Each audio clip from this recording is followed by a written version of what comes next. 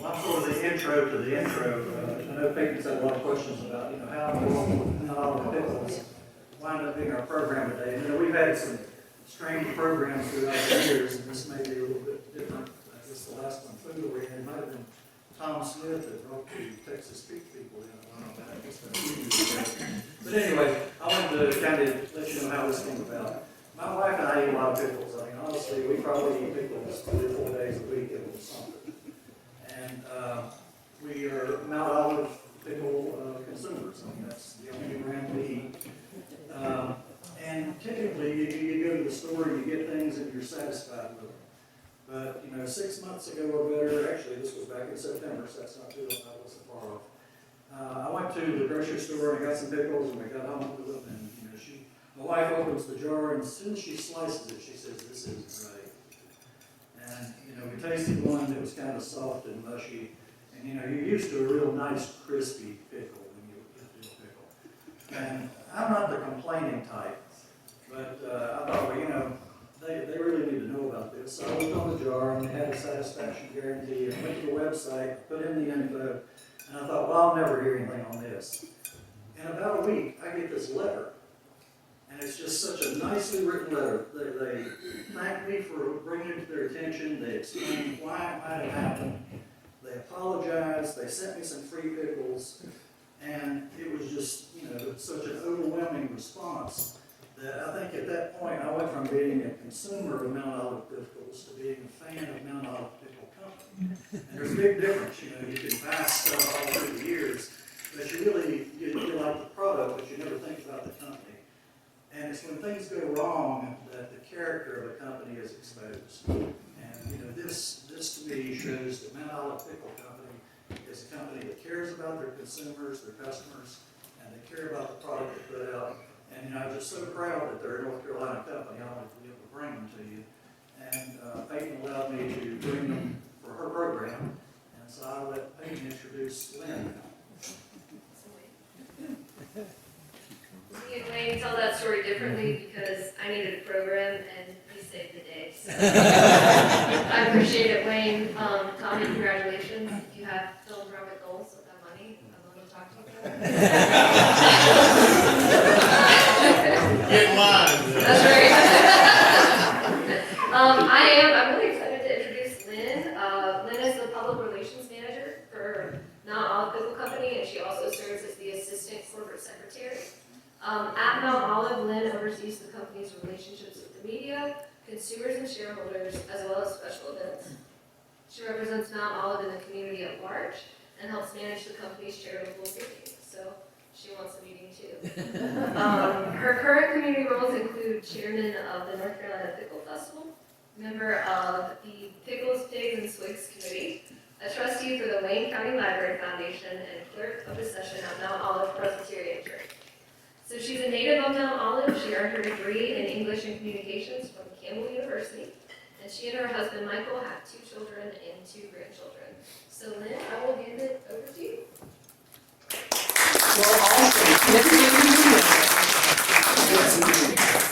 Good, okay. I have to say, this is an adventure with you all. I talk to Rotary clubs frequently, and frankly, I had forgotten how Wayne connected with us to ask for this, for me to be able to present to your Rotary Club, and I just figured that he had been at a different Rotary meeting somewhere and saw me talk. So, Wayne, that's actually probably one of the best introductions I have ever received. So thank you so much for that. And just this whole, to be able to zoom in to a meeting and to present to you all and talk about pickles, which is my favorite subject, except for my grandchildren. It's really amazing. And about 5-10 minutes after we originally set up, my computer went dark. So you do not see the 2 IT folks who were here just a second ago, and they just slipped out the door, but they were Johnny on the spot and get me all set back up again. So they teased me for being uniquely capable of coming up with all kinds of weird stuff that they've never seen before.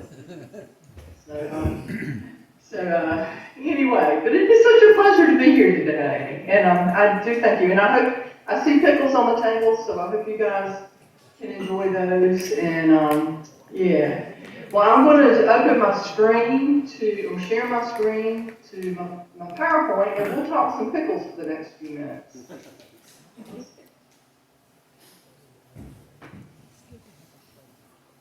Here we go. Okay. Let's see now. Let me make sure I can go to my next. How do I get to my next? There we go. How we started. This is some of my favorite. This is my Mount Olive is a wonderful story. So the real short version of how we got started. Mount Olive, we are a long ways from Thomasville. We're in the eastern part of North Carolina. We are halfway between Raleigh and the beach. And that's how a lot of folks know where we are because they kind of pass by on the way to the beach. But we are in a large agricultural area here in eastern North Carolina. Back in the early 1900s, we have a number of large produce markets that operated here, and local farmers would bring their crops to town and sell it to some of the produce brokers, and would ship up to markets up north by train. But there were bumper crops of cucumbers that were going to waste. Cucumbers grow well here, but there just wasn't a market for them. So some fellas, a fellow from Goldsboro, he was a Lebanese immigrant and an entrepreneur. He saw all those cucumbers going to waste, thought there ought to be some way to do something about it. So he and a fellow who had some experience in the pickle business built a couple brine tanks on the south end of town, advertised for cucumbers, and bought cucumbers, put them in the brine tanks, fermented them, and the idea was they would sell that brine stock, those fermented cucumbers, to other pickle companies. But that didn't quite work. But the business people in town realized that Shikri and George were on to something, and so they reasoned that if you could create a new market for farmers, that the whole town would benefit.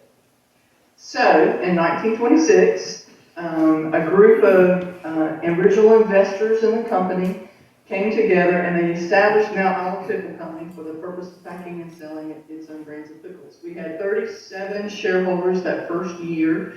It was an eclectic group. It was some prominent farmers, it was merchants, our local physicians, insurance brokers. Actually, it was the insurance agent who ran the company out of his office for the first 20 years or so, out of his office downtown. My favorite is the mechanic, 23 years old, who was living at home with his parents still. And he ponied up the cash, $100 for a share of the company. And I'm quite confident that his descendants have been very pleased with that decision. So, yeah, so it was a group of people, and their intention was to do something that would benefit the community, which I think speaks a lot for our origins. They started with $19,000 in capital, an acre of land, and a 3,600 square foot building. And I think they would be pleasantly surprised at where we are today. We are the #1 brand of pickles and peppers and relishes in the country with about a 30% market share. So we're still privately held mostly by the descendants of those original shareholders. We have about 479 at the moment. We're working to make sure we remain under 500 so that we don't have to register with the SEC. But that's where we are today. So today, let's see, here we go. We'll talk a little bit on 3 points. Sort of the impact of the COVID pandemic on our operations. Our inflationary realities, kind of where we came through from 21 and 22, and kind of standing on the other side, sort of, today. So, You know, when the pandemic hit in March, we, at that time, 40% of all Americans ate, 40% of all the meals eaten by Americans were eaten outside of the home. So think about that for a minute. 40% of all the meals eaten in the United States were eaten outside of the home. And come the middle of March, everybody's at home. So that created significant impact on our company in terms of just our operations, the growth in our category that provided, the impact on our employees, and the need for some increased capacity here at our manufacturing facilities in Mount Olive. So brand share, we talked a little about that. We are 30.7%. We're still about that same level. These numbers came from back in the summer, but we're still right there at 30%, more than a little over 30% share of the market, which is astounding. In 2019, before the pandemic, our sales were about 26.9% of the category, and now we're well over 30. So it's been a tremendous story for us. We produced, our cases produced, you can see the increase that we've done since before the pandemic to current. We dropped in terms of cases a little in fiscal year 2022, but it's still amazing what we've done in the past couple of years. And our employees, we now have right at 1,100 employees. We have an annual payroll, as you'll see, of right at $60 million. Our hourly rate is, our minimum now is $13.52. We anticipate that will go up again by the first of our fiscal year in May. Before the pandemic, our starting range was like $8 and something. So it's just, we've gone from a seasonal employer as well for years and years, well, up until 2020. We would always tell you that we had about 600 employees year-round, and then we hired another 350 in our busy summer green season. And we actually, during the past 3 years, we converted from a seasonal operation to about essentially 1,200 employees year-round, full-time. So it's been a tremendous impact on our, just our sort of our rhythms. We always had our green season.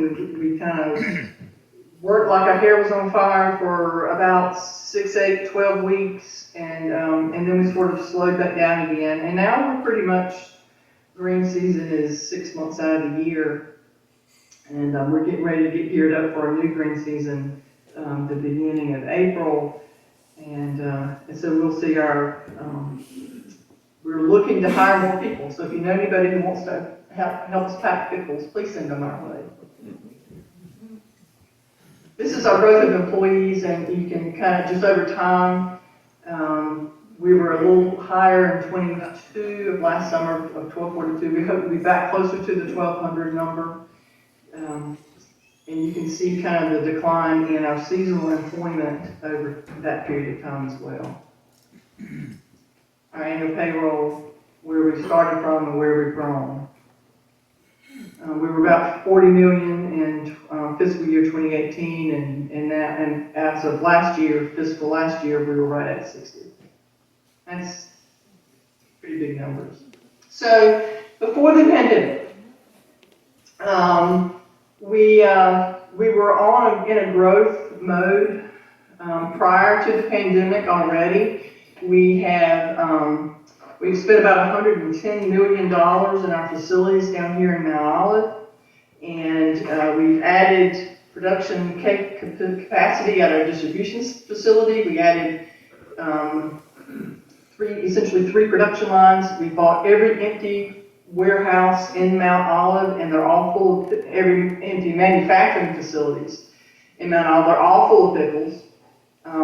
In fact, And we have this habit that when we buy new facilities, we just refer to them as what their old names were. We don't rename them or out of habit. So we still have the Wilco building, the Impulse building, and the Hilex Poly. Those are all former manufacturing facilities.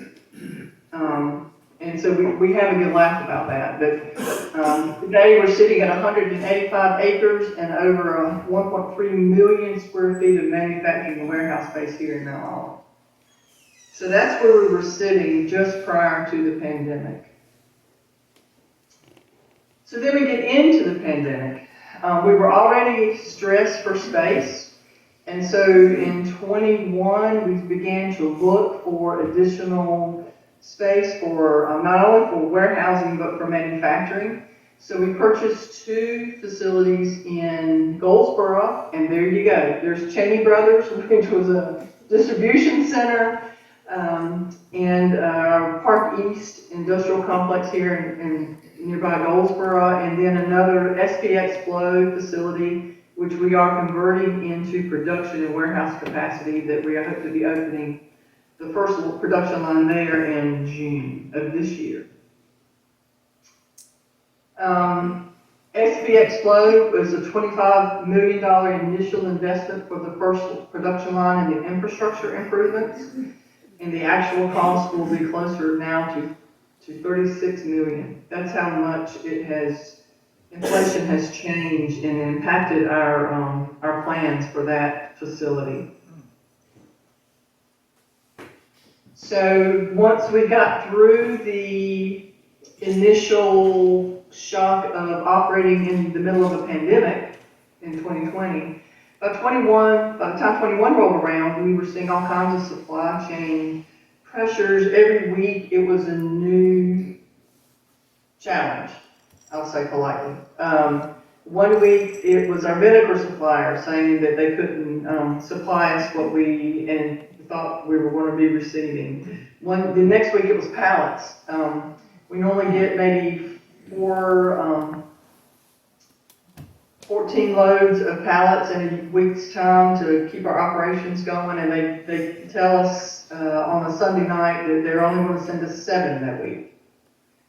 So every week it was something different, and our folks were scrambling to make sure that we had what we needed to keep operating into 21 and into 22 initially.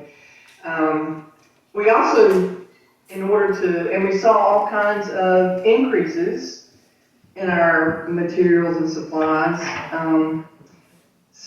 It would be, we saw significant cost increases within our supply chain. We also, spare parts for our equipment would take anywhere from, where once it took a few days or maybe a week or 2, it was taking months to get. So we began a series of price increases in the marketplace to cover our increased cost of operating starting in 2021.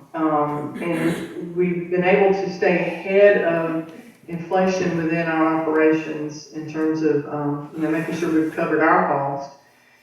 And then what we've seen since, which is really where we stand now, 23, is that is kind of figuring out what would happen in the marketplace once we did raise our prices.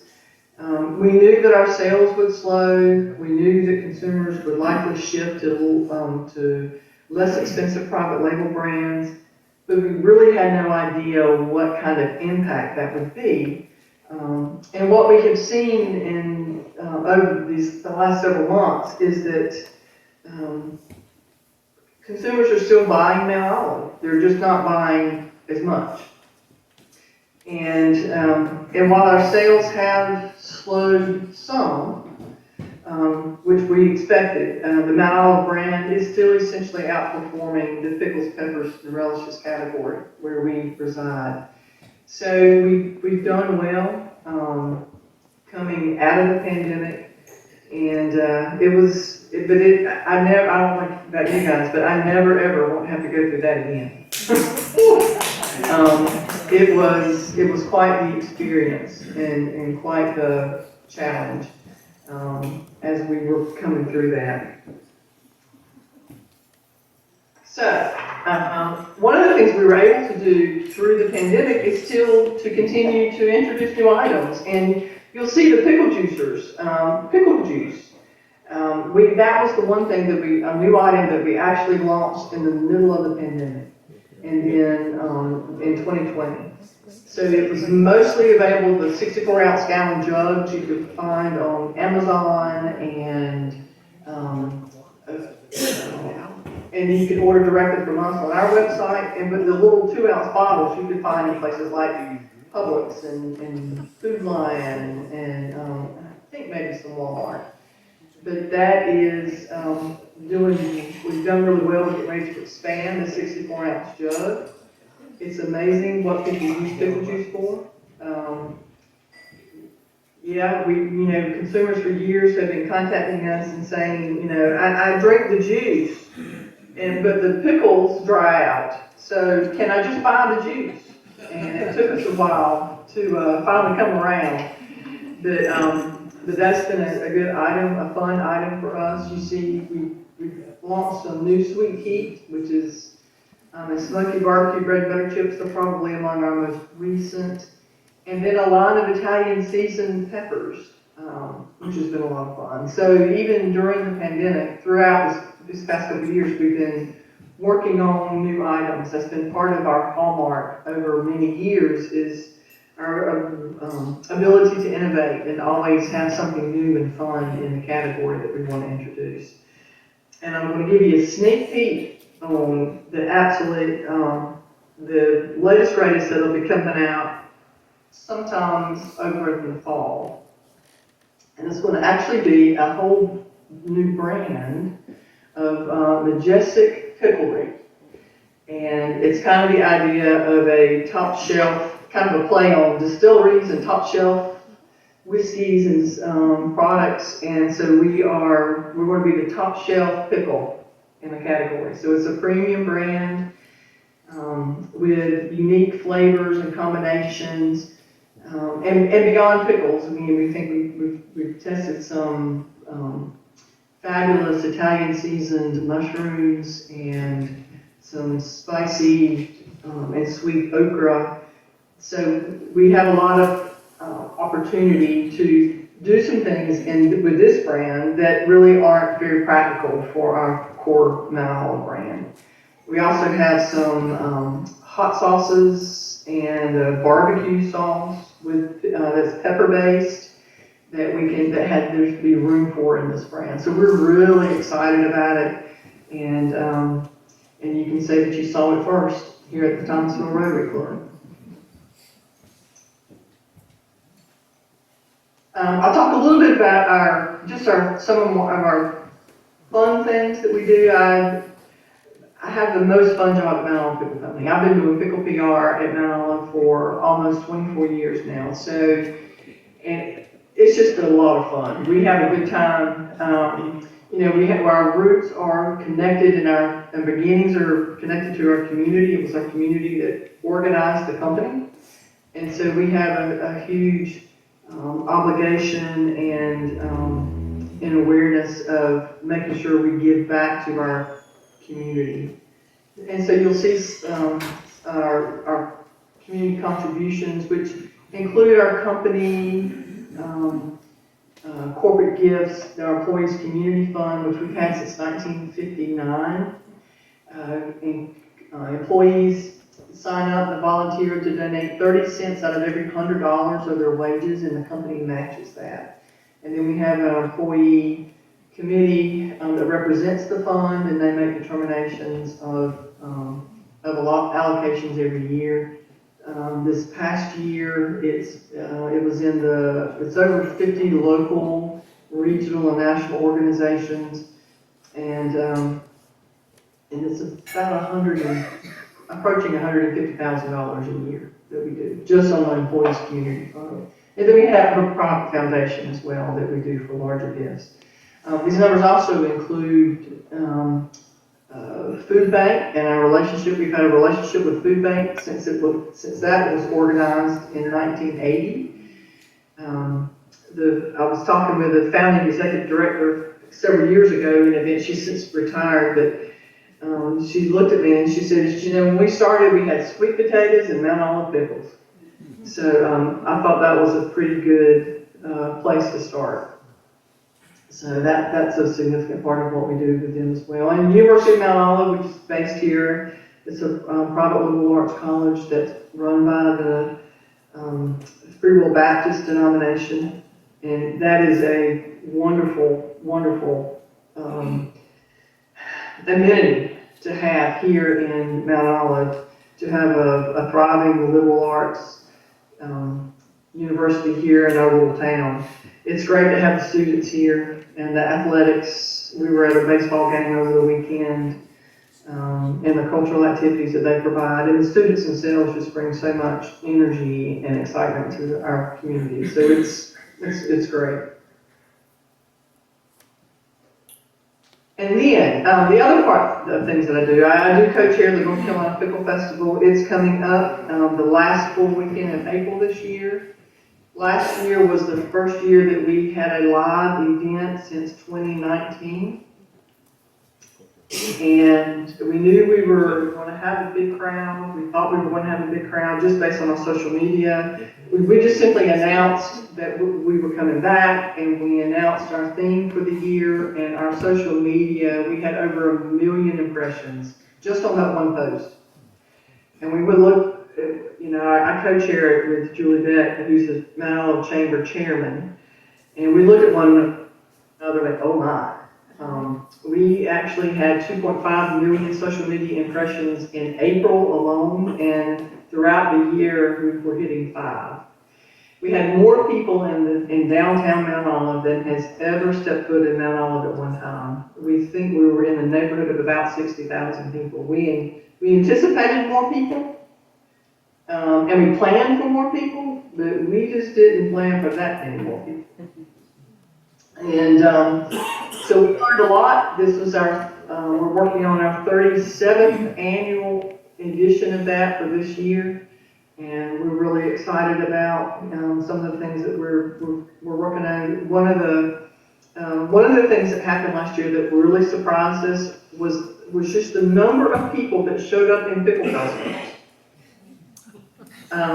They had all ordered all their wonky t-shirts off Amazon, and they had pickle hats and pickle costumes, and we had bridesmaids and the bachelorette weekend, so we had brides and bridesmaids all in matching shirts and t-shirts, and it was just phenomenal. So this year we're adding a costume contest. And we'll see how that goes. But we do have our pickle eating contest, which is probably our signature event for the day, and so that's just a ton of fun. We launched a new event 2 years ago in the fall in downtown Mount Olive. Those proceeds from that benefit our downtown Mount Olive Development Corporation. It's called Pickles, Pigs, and Swigs. And of course, you got the pickles figured out. The pigs, we do a whole hog barbecue cook-off. And the Swigs is our R&R brewing here in Mount Olive. And yes, they do produce a Mount Olive pickle-based pickle beer. It's called Pickletown Lager. So that comes, and then for December 31st on New Year's Eve, we do have our New Year's Eve pickle drop, and that is a tradition. We're on our 23rd year for 23. We did not do one last year. We actually had to cancel at the last minute just because of some weather issues that we were having. But yeah, we drop a glowing pickle into a giant pickle jar at the stroke of 7 o'clock midnight. At midnight, at 7 o'clock Eastern Standard Time, it is midnight Greenwich Mean Time, which kind of makes it official. We sing Old Lang Syne, shout Happy New Year, do fireworks, and we are done by 7:30, and we are home in bed long before midnight. So if you get a chance, you actually can. We do broadcast the New Year's Eve Pickle Drop live on on the website, which we had been doing for years before it was ever a cool thing to do before COVID. So, so if you can't make it down to Mount Olive for the pickle drop, you can certainly tune in. Just make sure you tune in early, because if you tune in at midnight, you'll miss the whole thing. So, questions? Wayne has a microphone. If you do have a question, I know what time it is, a little bit over time, but if you've got a question for Lynn, anybody? Cameron does. Here comes one for you, Lynn. Hi there, I was just wondering your economic impact of Mount Olive Pickles in Mount Olive and the population of your town, how many folks work for Mount Olive Pickles, things like that. So Mount Olive we have about 4,500 people who are residents of Mount Olive. We actually our employment base really comes from as much as a 50-mile radius from here. And with 1,200 employees, it's sort of generations of families who have worked here at Mount Olive Pickle Company, literally. And everybody's kin to everybody else. So if you live in Mount Olive, you either know somebody who works at Mount Olive or you're kin to them. And so it's really sort of the going thing, that you don't ever talk about anybody at Mount Olive because you just don't know who they might be kin to. Then I was asked to ask you, how did Mount Olive as a town get its name? Oh, so the town came first. Mount Olive, the town was established as a railroad depot and post office in the 1850s, and they laid out the town. One of the founders who owned some of the property that created the town, he was the son of a Baptist minister. His name was Benjamin Oliver. And the thought was that the suggestion was they named the station as Oliver Station, and for him, and he was much more modest than that, and as the son of a Baptist minister, somehow the conversation kind of came up that, well, let's just call it Mount Olive. So we think we're named for the biblical Mount of Olives, but as the town. And then, of course, when the company came in the 1920s, it just became the Mount Olive Pickle Company. But the unique thing about that is most people think Mount Olive is in the mountains, right? Yeah. We're down east. There's not any hills, much less a mountain. So there are no mounts in Mount Olive or olives either, just pickles. Good, Wayne? Then the head of the chamber wants to know if you need any warehouse space in Thomasville. No, say it again. Our president of the Chamber of Commerce wants to know if you guys need any warehouse space in Thomasville. Well, the rate we're going, you just never know. Well, his name's Keith Tobin. If you'd like to call him at the Thomasville Area Chamber of Commerce, you can do that. Well, thank you, Lynn. We recommend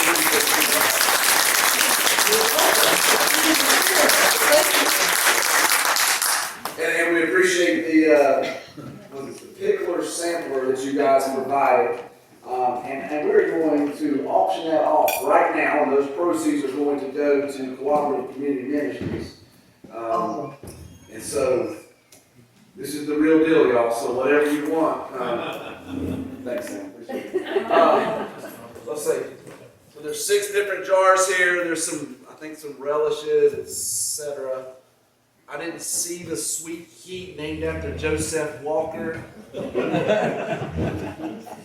But anyway, open it up at $20. I'll bid 20. We got 20. What we got? 25. 25, 25, 30. 30, do we have 40? Going to 40. We got 40. We have 50. 50. We got 50, Brad. 55. Tommy's. 50,